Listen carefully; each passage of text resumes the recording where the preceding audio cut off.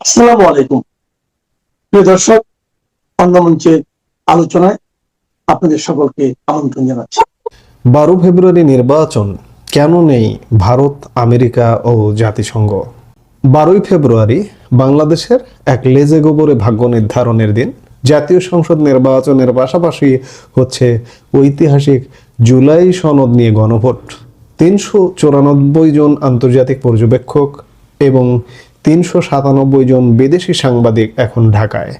পাকিস্তান, চীন থেকে শুরু করে ইউরোপীয় দেশগুলোর প্রতিনিধিরা আছেন, কিন্তু অবাক করার মতো বিষয় হলো তালিকায় নেই বাংলাদেশের নিকটতম প্রতিবেশী ভারত, নেই যুক্তরাষ্ট্র কিংবা জাতিসংঘের কোনো প্রতিনিধি। অন্তর্বর্তী সরকারের প্রধান উপদেষ্টা মোহাম্মদ ইউনূসের প্রেস উইং বুধবার জানিয়েছে যে 394 জন পর্যবেক্ষক বাংলাদেশে এসেছেন। তাদের মধ্যে 80 জন বিভিন্ন সংস্থার প্রতিনিধি। যেসব দেশের সঙ্গে বাংলাদেশের দ্বিপাক্ষিক সম্পর্ক রয়েছে সেই সব দেশ থেকে এসেছেন 240 জন। তাদের মধ্যে ইউরোপের পর্যবেক্ষকরাও রয়েছেন।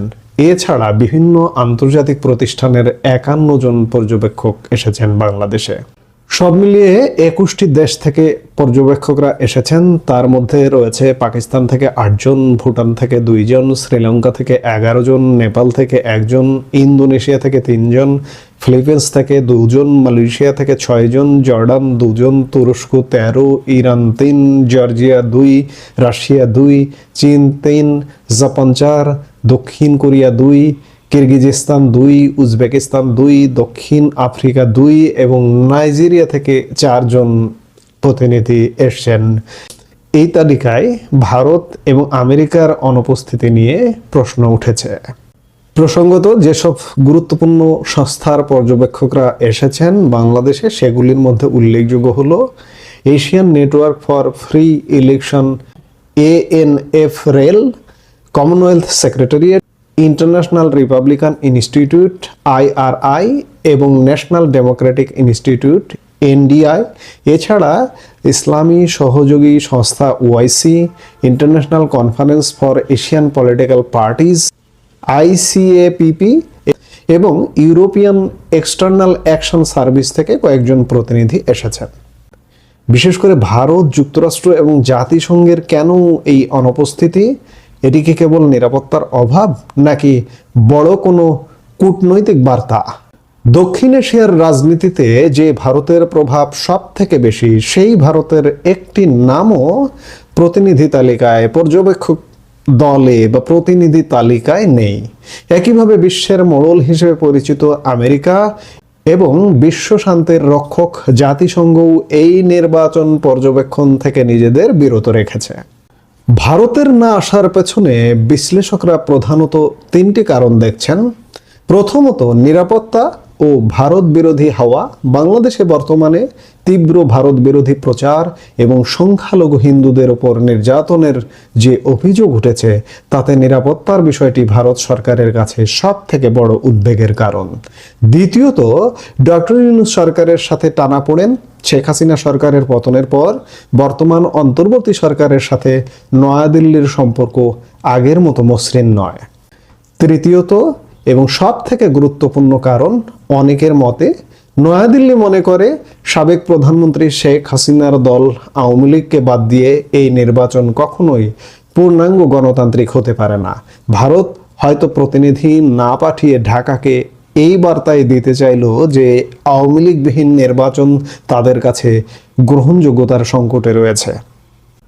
এবার আসা যাক আমেরিকা এবং জাতিসংঘ প্রসঙ্গে। আমরা জানি গত কয়েক বছর ধরে বাংলাদেশে অবাধ ও সুষ্ঠু নির্বাচনের জন্য আমেরিকা সব থেকে বেশি চাপ দিয়ে আসছিল।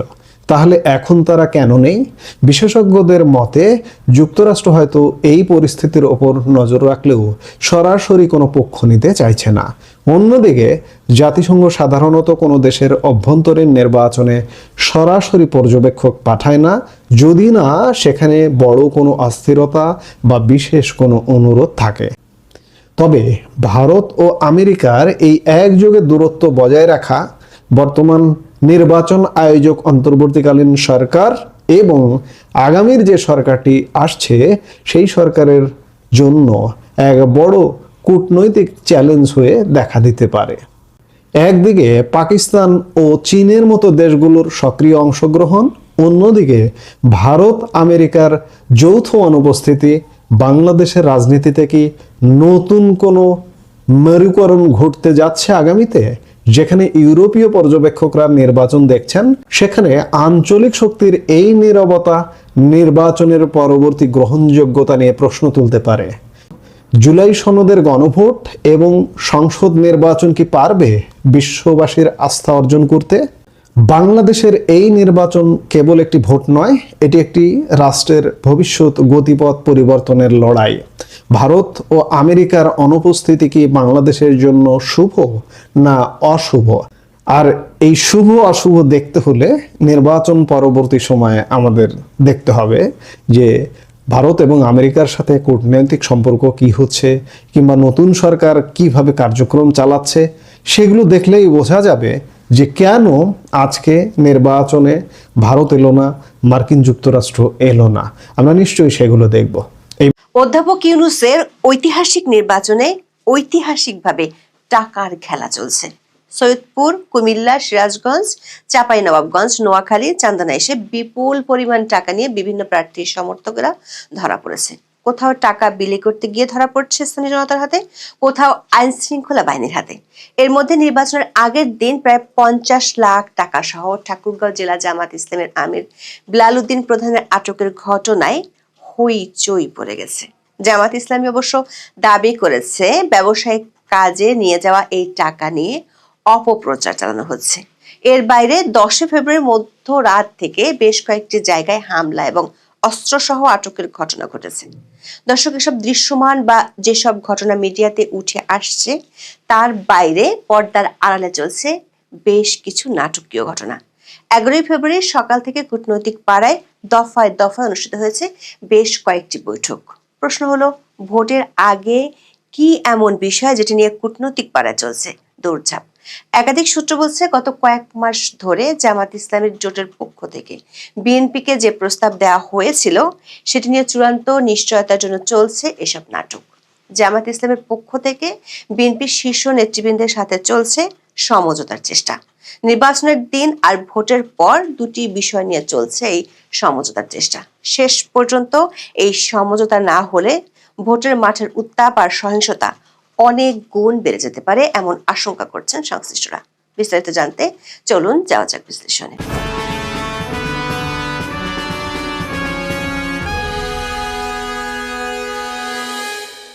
10 ফেব্রুয়ারি মধ্যরাত থেকে দেশের বিভিন্ন অঞ্চলে ভোটারদের মাঝে টাকা বিলির সময় হাতে নাতে ধরা পড়ার খবর প্রকাশিত হচ্ছে গণমাধ্যমে, ভিডিও ভাইরাল হচ্ছে সামাজিক মাধ্যমে।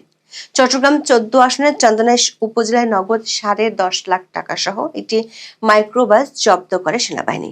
মঙ্গলবার গভীর রাতে উপজেলার আব্দুল বড়িহাট এলাকা থেকে মাইক্রোবাসটি আটক করা হয়। কুমিল্লা, সিরাজগঞ্জ, চাঁপাইনবাবগঞ্জ ও নোয়াখালীতে ভোটারদের মাঝে টাকা বিলির সময় হাতে নাতে ধরা পড়ার ভিডিও সামাজিক মাধ্যমে ভাইরাল হয়েছে। 11 ফেব্রুয়ারি দুপুরে কুমিল্লার মুরাদনগর উপজেলার ছালিয়াকান্দি এলাকা থেকে বাজারের ব্যাগে থাকা 2 লাখ টাকা সহ মাওলানা হাবিবুর রহমান হেলালিকে আটক করা হয়। হেলালি কুমিল্লা 3 আসনে জামায়াতে ইসলামীর মনোনীত প্রার্থী ইউসুফ হাকিমের ছালিয়াকান্দি ভোট কেন্দ্রের প্রধান সমন্বয়ক। তবে বেশি হইচই ফেলেছে সৈয়দপুর বিমানবন্দরে অর্ধ কোটি টাকা নিয়ে আটক হওয়ার খবর। একাধিক গণমাধ্যমের খবরে বলা হয়েছে, ভোটের আগের দিন নীলফামারীর সৈয়দপুর বিমানবন্দরে বিপুল পরিমাণ টাকা সহ জামাত ইসলামের এক নেতাকে আটক করেছে পুলিশ। তার নাম বিলাল উদ্দিন প্রধান, তিনি ঠাকুরগাঁও জেলা জামাতের আমির। পুলিশ ও বিমানবন্দর সূত্রে জানা গেছে, ঢাকা থেকে ইউএস বাংলার একটি ফ্লাইটে সৈয়দপুর বিমানবন্দরে নামেন বিলাল উদ্দিন। এ সময় তার কাছে থাকা ব্যাগ তল্লাশি করে বিপুল পরিমাণ নগদ টাকা উদ্ধার করা হয়। আটকের পর সাংবাদিকদের হাতে আসা একটি ভিডিওতে বিলাল উদ্দিনকে বলতে শোনা গেছে, টাকার পরিমাণ প্রায় 60 লাখ, এটি তার ব্যবসার টাকা। জামাত ইসলামের পক্ষ থেকে তৎক্ষণাৎ সংবাদ সম্মেলনের আয়োজন করে দাবি করা হয়, সৈয়দপুর বিমানবন্দরে ঠাকুরগাঁও জেলা জামাত ইসলামের আমির বিলাল উদ্দিনের কাছে টাকা তার ব্যবসার।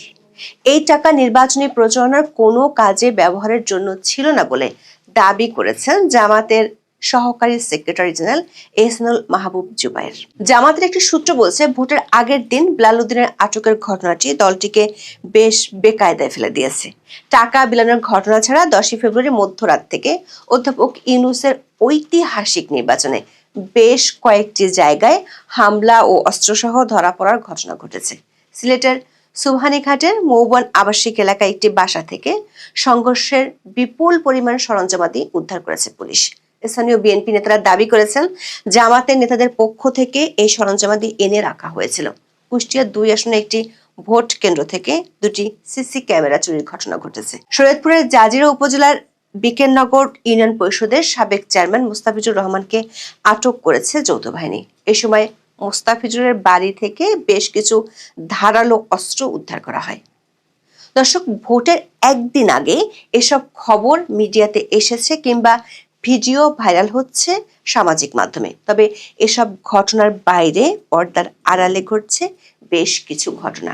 বিশেষ করে কূটনৈতিক পাড়ায় চলছে বড় রকমের দৌড়ঝাঁপ। সকাল 10:15 থেকে 10:55 পর্যন্ত বৈঠক হয় অস্ট্রেলিয়ান হাই কমিশনার সুশান রায়ালের সাথে ভারতীয় হাই কমিশনার প্রণয় কুমার বার্মার। বৈঠকটি বারিধারার ভারতীয় হাই কমিশনে অনুষ্ঠিত হয়েছে। একই সময়ে কানাডিয়ান হাই কমিশনে 4টি দেশের দূতাবাসদের বৈঠক হয়েছে। ওই বৈঠকটিতে উপস্থিত ছিলেন British high commissioner councillor Stuart Powell, Netherland দূতাবাসের first secretary Cor Stuiten, Italy দূতাবাসের deputy chief of mission Federica Zamparli. এর পরপরই ভারতীয় হাই কমিশনের সাথে মার্কিন দূতাবাসের কর্মকর্তাদের বৈঠক অনুষ্ঠিত হয়েছে। দুপুর 12:30টায় জামাত ইসলামের একটি অনুষ্ঠানে বেশ কয়েকটি দূতাবাসের কর্মকর্তারা যান। সেখানে তারা জামাতের আমির ডক্টর শফিকুর রহমান ও দলটির ইউরোপের মুখপাত্র ব্যারিস্টার আবু বকর সিদ্দিকীর সাথে বৈঠক করেন। বৈঠকটি বনের একটি হোটেলে 12 তলায় অনুষ্ঠিত হয়। কূটনৈতিক সূত্রগুলো বলছে, এই বৈঠক শেষে কূটনীতিকদের একটি দল বিএনপির শীর্ষ নেতৃবৃন্দের সাথে কথা বলেছে। প্রশ্ন হলো, ভোটের আগের দিন হঠাৎ করে কূটনীতিকদের এমন দৌড়ঝাঁপ কেন? কি নিয়ে তারা একদিকে নিজেদের মধ্যে, অন্যদিকে বড় 2 দলের শীর্ষ নেতাদের সাথে বৈঠকের পর বৈঠক করছেন? জানা গেছে, 2টি বিষয়ে বড় 2 দলের মধ্যে সমঝোতার জন্যই চলছে এমন দৌড়ঝাঁপ। ভোটের দিনের সমঝোতার বিষয়টি হলো আসন ভাগাভাগি। একটি সূত্র বলছে, জামাতের 11 দলীয় জোটে জামাত ছাড়া বাকি দলগুলোর প্রার্থীদের মাঠের অবস্থা খুবই খারাপ। বিশেষ করে এনসিপি যেসব আসনে প্রার্থী দিয়েছে, সেই আসনগুলোতে আওয়ামী লীগের ভোটাররা বিএনপি, জাতীয় পার্টি কিংবা স্বতন্ত্রকে ভোট দিতে পারে। অন্যদিকে সামাজিক মাধ্যমে জামাত ইসলামী যে হাইপ তুলতে পেরেছে, মাঠের বাস্তবতা ভিন্ন কথা বলছে। ফলে জামাতের 11 দলীয় জোট চাইছে বিএনপির সাথে আসন ভাগাভাগি করে ভোট শুরু হওয়ার আগে নিজেদের অবস্থান নিশ্চিত করতে। বিশেষ করে জোটের শীর্ষ নেতাদের অনেকে ভোটে হেরে গেলে বড় রকমের ইমেজ সংকটে পড়তে পারে। বেহেশতের টিকিট ও নারী ইস্যুতে দলটির বেশ কয়েকজন নেতা বিতর্কিত মন্তব্য করায় পরিস্থিতি আরো দুর্বল হয়ে পড়েছে। সূত্রগুলো বলছে, আসন ভাগাভাগির প্রস্তাবটি জামাত ইসলামের পক্ষ থেকে অনেকদিন আগেই বিএনপিকে দেওয়া হয়েছিল। এই প্রস্তাবের পক্ষে অন্তর্বর্তী সরকারের 4 জন উপদেষ্টা বিএনপির শীর্ষ নেতৃবৃন্দকে ম্যানেজ করার চেষ্টা করেও সফল হয়নি। জামাতের পক্ষ থেকে সমঝোতার আরেকটি ইস্যু হলো ভোটের পরে জাতীয় সরকার গঠন করা। এই প্রস্তাবটি বিএনপি চেয়ারম্যান তারেক রহমানকে আনুষ্ঠানিকভাবে জামাতের আমির ডক্টর শফিকুর রহমান আগেই দিয়েছিলেন। বিএনপি চেয়ারপারসন খালেদা জিয়ার মৃত্যুর একদিন পর 1 জানুয়ারি দলটির গুলশানের কার্যালয়ে শোক বইয়ে স্বাক্ষর করতে গিয়েছিলেন ডক্টর শফিকুর রহমান। সে সময় জামাত নেতা বৈঠক করেন বিএনপির তখনকার ভারপ্রাপ্ত চেয়ারম্যানের সঙ্গে। ভিন্ন এক পরিস্থিতিতে বৈঠক হলেও জামাত নেতা নির্বাচনের পরে সরকার গঠনের প্রশ্নে তাদের দলের মনোভাব তুলে ধরেছিলেন। বৈঠক শেষে জামাতের আমির সাংবাদিকদের বলেছিলেন, 5টা বছরের জন্য একটি জাতির স্থিতিশীলতার স্বার্থে, একটা সুন্দর পরিবেশ ফিরিয়ে আনার স্বার্থে সবাই মিলেমিশে ভালো কোনো চিন্তা করতে পারে কিনা সেটাও চিন্তা করা দরকার। সেদিন তিনি বলেছিলেন, নির্বাচনের পরপরই সরকার গঠনের আগে তারা বসবেন, খোলা মনে কথা বলবেন। যদিও জামাত নেতা তার ওই দিনের বক্তব্যে নির্বাচন পরবর্তী সরকার কাঠামো নিয়ে সুনির্দিষ্ট কোনো প্রস্তাব দেননি, কিন্তু নির্বাচনের পরে সরকার গঠনের আগে বিএনপির সঙ্গে বসতে যাওয়ার বিষয়টি তখন থেকে নানা আলোচনার জন্ম দেয়। অবশ্য বিএনপির পক্ষ থেকে বলা হয়েছে, বিএনপি তার সমমনা দলগুলোকে নিয়ে নির্বাচনের পর জাতীয় ঐক্যমত্যের সরকার গঠন করবে। সবশেষ রয়টার্স এবং ডয়েচে ভেলে বাংলাকে দেয়া দুটি সাক্ষাৎকারে তারেক রহমান জামাতকে নিয়ে সরকার গঠনের প্রস্তাব একদম উড়িয়ে দিয়েছেন। রয়টার্সের খবরে বলা হয়েছে, বাংলাদেশের প্রধানমন্ত্রী পদে প্রধান প্রতিদ্বন্দ্বী তারেক রহমান নির্বাচনের পর তার প্রধান প্রতিপক্ষ জামাত ইসলামীর সঙ্গে জাতীয় সরকার গঠনের প্রস্তাব নাকচ করেছেন। তারেক রহমান মনে করছেন বিএনপি এককভাবে সরকার গঠন করতে সক্ষম, তাই জামাতের প্রস্তাবে রাজি হওয়ার কোনো কারণ নেই। বিষয়টি নিয়ে গত কয়েক সপ্তাহে অন্তর্বর্তী সরকারের বেশ কয়েকজন উপদেষ্টা বিদেশি দূতাবাসগুলো চেষ্টা করে গেছে। দেশে আসার পর প্রথম দিকে তারেক রহমান এ বিষয়ে ইতিবাচক থাকলেও পরে নিজের অবস্থান থেকে সরে আসেন। বিএনপির একটি সূত্র বলছে, বিষয়টি নিয়ে দেশি বিদেশি অনেক পক্ষের সাথে আলোচনা হয়েছে। বিএনপির পক্ষে জামাতের সাথে ঐক্যমত্যের সরকার গঠন করা সম্ভব নয়। এটি করলে ত্রয়োদশ জাতীয় সংসদ নির্বাচন গ্রহণযোগ্যতা হারাবে পুরোপুরি। আওয়ামী লীগকে ভোটের বাইরে রাখার কারণে তখন নির্বাচনটি একটি প্রহসন ও নাটক হিসেবে গণ্য হবে। সে কারণে বিএনপিকে তার অবস্থানে অনড় থাকতে হচ্ছে। তাছাড়া আন্তর্জাতিক একটি পক্ষ থেকে বিএনপির উপর চাপ আছে যাতে জামাতের সাথে জোট করা না হয়। ভোটের আগে শেষ মুহূর্তে সেটি নিশ্চিত করতে চায় বিদেশি শক্তিগুলো। জামাতের একটি সূত্র বলছে, শেষ মুহূর্তে সমঝোতা না হলে ভোট নিয়ে তারা যেসব বিকল্প ভেবে রেখেছে সেগুলোর দিকে আগাতে হতে পারে। আসসালামু আলাইকুম রহমতুল্লাহি ওয়া বারাকাতুহু। সম্মানিত দর্শক, ভোটের মাত্র আর একদিন বাকি। এই অবস্থাতে রাজনৈতিক দলগুলোর যে ভঙ্গিচঙ্গি কিংবা তাদের যে আত্মবিশ্বাস কিংবা তাদের যে তৎপরতা, অবস্থা দৃষ্টি মনে হচ্ছে যে উভয় দলই ক্ষমতায় যাওয়ার জন্য শতভাগ নিশ্চিত। বিএনপি বড় দল, 35% তাদের ভোটার রয়েছে। বহুদিন পর তারেক রহমান সাহেব বাংলাদেশে এসেছেন। বিএনপির মধ্যে একটা নব উদ্যম কাজ করছে। তারা জয়লাভ করবেন। তাদের জনপ্রিয় যারা সকল নেতা রয়েছেন, শীর্ষ নেতৃবৃন্দ রয়েছেন, তারা মন্ত্রী হবেন, দেশ পরিচালনা করবেন, এটাই স্বাভাবিক এবং সেটা নিয়ে কারো কোনো মাথা ব্যথা নেই। কিন্তু আতঙ্ক শুরু হয়েছে জামাতকে নিয়ে। আমরা দীর্ঘদিন ধরে বলার চেষ্টা করছি যে জামাত বাংলাদেশে কত 5 to 7% তাদের জনপ্রিয়তা রয়েছে।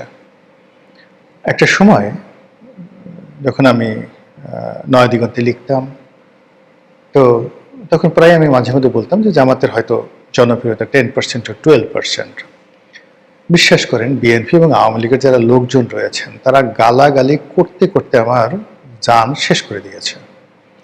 আবার এখন যখন আমি বলছি যে 5 থেকে 7%, তখন জামাতের লোক আবার গালাগালি করছেন, যে যারা ভদ্র, দীর্ঘদিন ধরে আমাকে ভালো জানেন, তারা খুব বিনয়ের সঙ্গে বলছেন যে রনি ভাই, আপনি জানেন না জামাত এখন কম করে 30% তাদের জনপ্রিয়তা রয়েছে, আপনি আসল খবর রাখেন না।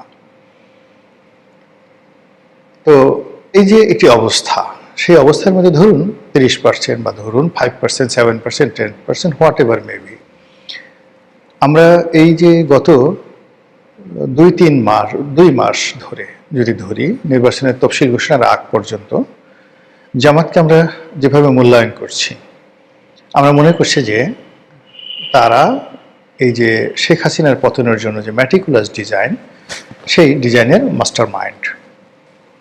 আমরা মনে করেছি যে ডক্টর মোহাম্মদ ইউনূসের পেছনে থেকে তাকে যারা চালাচ্ছেন তারা জামাত। আমরা মনে প্রাণে বিশ্বাস করি এবং বিশ্বাস করেছি, এখানে এনসিপি, ইনকলাব মঞ্চ থেকে শুরু করে অন্য যে সকল প্রতিষ্ঠানের নাম আমরা শুনতে পেয়েছি বা পাচ্ছি, এগুলো মূলত জামাতের A team, B team, C team, এবং এটা এখন প্রমাণিত। আমরা দেখেছি যে ডক্টর মোহাম্মদ ইউনূসের কোনো একটা অনুষ্ঠানের লোক দরকার, এনসিপির অনুষ্ঠানের লোক দরকার, সব জায়গাতে যে সমস্ত লোকজন সাপ্লাই দেওয়া হয়েছে সব জামাতের লোক। আমরা দেখেছি ক্যাবিনেট সচিব, সংস্থাপন সচিব, বড় বড় ডিসি, গুরুত্বপূর্ণ বিভাগীয় কমিশনার, সচিবালয়ের বড় কর্তা, বিভিন্ন বিশ্ববিদ্যালয়ের ভাইস চ্যান্সেলর থেকে শুরু করে একেবারে সর্বশেষ বিশ্ববিদ্যালয়ের ছাত্র সংসদে জামায়াত ইসলামীর ছাত্র সংগঠন ইসলামী ছাত্র শিবিরের নিরঙ্কুশ বিজয় আমাদেরকে এই দলটি সম্পর্কে রীতিমতো আতঙ্কগ্রস্ত করে তুলেছে। এখন আমাদের মধ্যে ভয় হলো এই দল সব পারে, দে ক্যান ডু এভরিথিং। গত 1 মাস ধরে আমরা দেখছি যে আমেরিকার রাষ্ট্রদূত জামাতের পিছনে ঘুরছে, ইউ রাষ্ট্রদূত বা রাষ্ট্রদূতের যে সংগঠন তারা জামাতের পিছু পিছু ঘুরছে, ব্রিটিশ রাষ্ট্রদূত সারা কুক তিনি খুব দৌড়াদৌড়ি করছেন, বাংলাদেশে যাচ্ছেন, দিল্লিতে যাচ্ছেন, এবং ইংল্যান্ড নীতিগতভাবে জামাতকে সমর্থন করতে যাচ্ছে। বাংলাদেশের অনেকগুলো ভদ্র মহিলা সাংবাদিক রয়েছেন, তার মধ্যে শীর্ষ 4 জন মহিলা সাংবাদিকের সঙ্গে আমেরিকান একজন কূটনীতিবিদদের যে বৈঠক, সেই বৈঠকের যে অডিও বার্তা এটা লিক হয়ে গেছে। সেখানে তারা স্পষ্ট করে আমেরিকা বলার চেষ্টা করছেন যে জামাতকে তারা বন্ধু হিসেবে পেতে চায় এবং জামাতের সঙ্গে কাজ করতে তাদের কোনো আপত্তি নাই, জামাত একটি মডারেট দল, ব্যাস। এই যে গত কয়েক মাসে জামাত নিয়ে যা কিছু হচ্ছে তার উপর এই ঘটনাগুলো রীতিমতো একটা মানে সুপার ডিগ্রি হিসেবে কাজ করছে, রুটোবার হিসেবে কাজ করছে। জামাতের শক্তিমত্তা যা না আছে তার সাথে আমরা 100 গুণ বাড়িয়ে দিয়েছি। আমরা মনে করছি যে আমাদের হাতে প্রচুর অস্ত্র আছে, আমরা মনে করছি তাদের সামরিক প্রশিক্ষণ আছে, আমরা মনে করছি তাদের অঢেল অর্থ আছে, আমরা মনে করছি তাদের সঙ্গে তুরস্ক, পাকিস্তান সবার সঙ্গে সম্পর্ক আছে। আমরা মনে করছি তারা যেভাবে একটি ম্যাটিকুলাস ডিজাইন করে গুপ্ত সুপ্ত হয়ে আওয়ামী লীগের মধ্যে যেভাবে তারা লুকিয়েছিলেন, আওয়ামী লীগের বাপও টের পায়নি, মাও টের পাননি, এবং আওয়ামী লীগে ধীরে ধীরে ধীরে ধীরে একেবারে ক্যান্সারের মতো, ক্যান্সার যেভাবে মানে একটা মানুষের শরীরে সব কিছু চুষে খায়, ঠিক সেইভাবে আওয়ামী লীগকে একেবারে ফানুস বানিয়ে ছেড়ে দিয়েছে। এবং আওয়ামী লীগের পরবর্তী যে পতন হয়েছে, আওয়ামী লীগ এটা ঢোক চিপার সময় পাননি। নির্বাচনের শেষ 7টি দিনে জামাত যে পারঙ্গমতা দেখিয়েছে, যে শক্তিমত্তা দেখিয়েছে, যে কৌশল দেখিয়েছে, এবং যেভাবে আন্দোলনকে তাদের অনুকূলে রেখেছে, এবং যেভাবে প্রতিটি রাষ্ট্রীয় বাহিনীকে হতোদ্যম করে ছেড়ে দিয়েছে। শেখ হাসিনার পুলিশ সাদ্দাম হোসেনের রিপাবলিকান গার্ডের চাইতেও শক্তিশালী হয়ে পড়েছিল। শেখ হাসিনার একজন মানে বেনজির, একজন আজিজ, একজন হারুন, একজন বিপ্লব, একজন হাবিব, মানে এরা এক একজনে ইজ্জত ইব্রাহিম টু দি পাওয়ার 9। আপনারা কি জানেন ইজ্জত ইব্রাহিম কে ছিলেন? ইজ্জত ইব্রাহিম ছিলেন সাদ্দাম হোসেনের সৎ ভাই।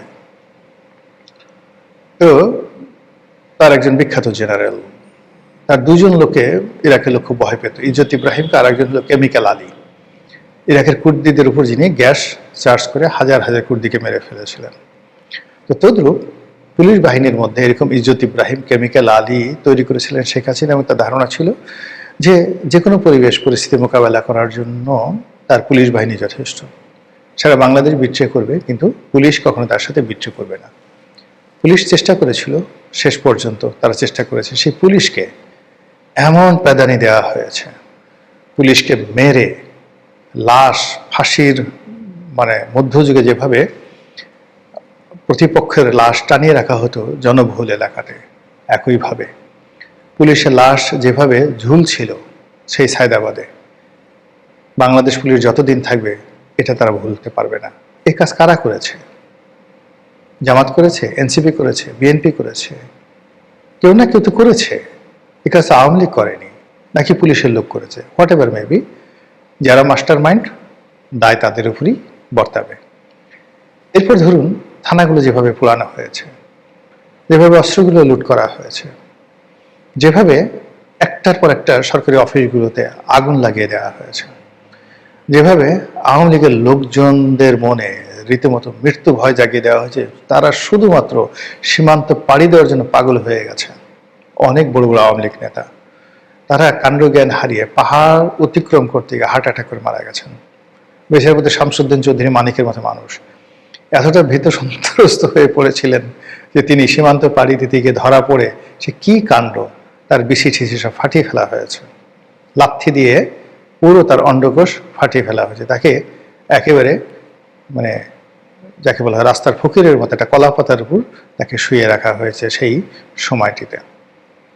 তো এই যে কাজগুলো হয়েছে যারাই করেছেন, প্রথম কয়েকদিন বিএনপি বলার চেষ্টা করেছে আমরা করেছি, তারপরে ছোট ছোট রাজনৈতিক দল তারা বলার চেষ্টা করেছে আমরা করেছি, জামাতে বলার চেষ্টা করেছে আমরা করেছি, আমরা ম্যাটিকুলাস ডিজাইন করেছি, এনসিপি বলার চেষ্টা করেছে। কিন্তু এখন পরিস্থিতি এমন অবস্থা হয়ে গেছে, কেউ আর এখন ম্যাটিকুলাস ডিজাইনের অধিকর্তা হতে চাচ্ছেন না, কেউ আর এখন মানে সেই মাস্টার মাইন্ড হতে চাচ্ছে না। কিন্তু ঘটনা তো ঘটে গেছে, সিরিয়াস ঘটনা ঘটে গেছে। এবং আপনি জানেন যে রাষ্ট্রে যখন কোনো একটা ঘটনা ঘটে, রাষ্ট্রযন্ত্রে কোনো একটা ঘটনা ঘটে, ওটার প্রতিশোধ 100 বছর পরে হলেও সেটি নেওয়া হয়। বাংলাদেশে যা কিছু হয়েছে, কড়ায় গন্ডায় প্রত্যেকটি জিনিস এটির প্রতিশোধ নেওয়া হবে। আওয়ামী লীগ যে ভুলগুলো করেছিল, অন্যায়গুলো করেছিল, গুণাগুলো করেছিল, আপনি দেখেন সেগুলো কড়াই গন্ডায় তাকে পরিশোধ করতে হচ্ছে। বিএনপি যে ভুলগুলো করেছিল 2001 থেকে 2006, সেই ভুলের দায় তাদেরকে এখন নিতে হচ্ছে। এখনও তাদেরকে আন্তর্জাতিক টাইম ম্যাগাজিনে খাম্বা তারেক হিসেবে তাদেরকে অভিহিত করা হচ্ছে, তাদেরকে চাঁদাবাজ, তাদেরকে মানে জ্ঞান চাঁদাবাজ, মানে এত সব বাজে বাজে শব্দ তাদের সম্পর্কে ব্যবহার করা হচ্ছে। এর অর্থ যে রাজনীতিতে প্রতিশোধ পরায়ণতা খুব বেশি, এবং এটা এমন একটা সেক্টর যেখানে কেউ কাউকে ক্ষমা করে না। সেই অর্থে সেই 2024 সনের জুলাই মাস থেকে আজ পর্যন্ত যা কিছুই বাংলায় ঘটেছে, প্রত্যেকটা জিনিস সেই ফিরে আসবে। আর সেই ফিরে আসাকে প্রলম্বিত করার জন্য যারা এই বিপ্লবের মাস্টার মাইন্ড যারা জড়িয়ে পড়েছেন, তারা নানা রকম কৌশল করছেন। এখন একজনের দায় আর একজনের উপর চাপানোর চেষ্টা করছেন, নিজেরা সাধু হওয়ার চেষ্টা করছেন। এই কৌশলে সবচেয়ে এগিয়ে আছেন যারা, তাদের মধ্যে জামাত প্রধানতম। এনিওয়ে, জামাতের যে অবস্থা, সেই অবস্থাতে সেই দল ক্ষমতায় আসবে বা 10টা আসনে জয়লাভ করবে, এটা আমাদের যারা রাজনৈতিক বিশ্লেষক তারা কখনো মনে করতেন না। এখনো পর্যন্ত অনেকে মনে করে জামাত ভালো মতো নির্বাচন করে 2টো সিটও পাবে না। কিন্তু যে আতঙ্ক সারা বাংলার মানুষকে তাড়া করছে যে জামাত ক্ষমতায় চলে আসবে, কিভাবে আসবে? ম্যাটিকুলার ডিজাইন করে আসবে। যেভাবে আওয়ামী লীগকে তারা মানে তাড়িয়েছে, যেভাবে আওয়ামী লীগের পতন ঘটিয়েছে, যেভাবে তারা কোর্ট কাছারি অফিস আদালত থেকে শুরু করে সব জায়গাতে গত 17 মাসে তারা দাপট দেখিয়েছে, যেভাবে তারা ডক্টর মোহাম্মদ ইউনূসকে পরিচালিত করেছে, একইভাবে তারা নির্বাচন পরিচালনা করবে। আর আপনি যদি যুক্তির বিচারে এই জিনিসগুলো মূল্যায়ন করেন, তাহলে আপনাকে তো অবিশ্বাস করার কোনো রিজন নাই, আপনাকে বিশ্বাস করতে হবে।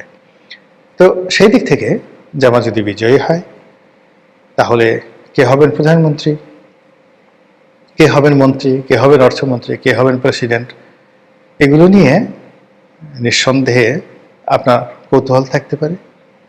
কিন্তু আমি নিশ্চিত জামাতের যারা কর্তা ব্যক্তি, তারা তাদের মজলিসের শুরা থেকে শুরু করে অন্যান্য জায়গাতে এই বিষয়গুলো তারা খোলামেলা আলোচনা করে রেখেছে।